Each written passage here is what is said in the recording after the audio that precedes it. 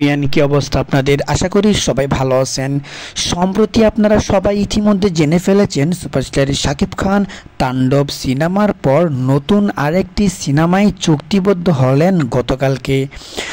সম্প্রতি সুপারস্টার শাকিব খানকে নিয়ে নতুন পরিচালক এবং নতুন প্রযোজক সিনেমাটি নির্মাণ করবেন। ইতিমধ্যেই জানা গেছে সুপারস্টার শাকিব খানের এই নতুন সিনেমাটি হবে অ্যাকশন ঘরানার সিনেমা।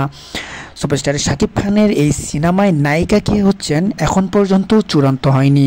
সিনেমাটির নাম এখন পর্যন্ত চূড়ান্ত হয়নি, তবে খুব শীঘ্রই সিনেমাটির নাম এবং সিনেমায় শাকিব খানের বিপরীতে কে অভিনয় করছেন খুব শীঘ্রই জানানো হবে।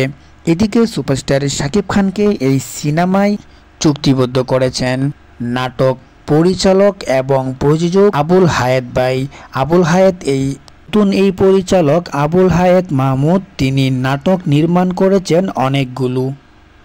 পরপর নাটক নির্মাতা থেকে উঠে আসা সুপারস্টার শাকিব খানের সাথে কাজ করেই অনেকেই আলোচনায় আসছে, অনেকেই ভালো করছে, তা আপনারা সবাই অবগত আছেন।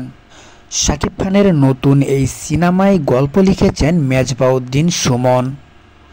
জানা গেছে সিনেমাটি ফুললি অ্যাকশন ঘরানার হতে যাচ্ছে।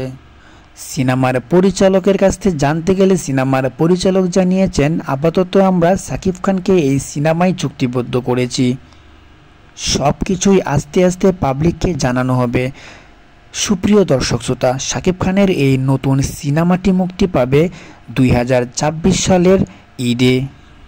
শাকিব খানের এই নতুন সিনেমাটি নিয়ে আপনারা কতটুকু এক্সাইটেড এবং নায়িকা হিসেবে কাকে দেখতে চান তা অবশ্যই জানিয়ে দিবেন ভিডিওর কমেন্ট বক্সে। ধন্যবাদ।